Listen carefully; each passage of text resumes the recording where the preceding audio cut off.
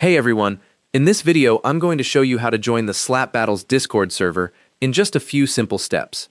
Start by clicking the Discover icon in your left sidebar, which opens the server discovery page where you can browse public communities organized by category and popularity. Click into the search box at the top and type Slap Battles, then let the results load. The official server card appears in the grid below with its member count and online status visible. Click on the Slap Battles server card to open its preview page, where you can see the member count, server description, and a list of available channels before joining. Click the Join Slap Battles button at the top of the preview. A verification modal appears asking you to confirm you're human before completing the join process.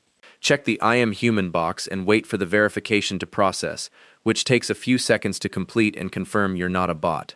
Once verification finishes, the modal closes and a complete button appears, confirming you've successfully joined the server and can now access all its channels and start chatting with other members.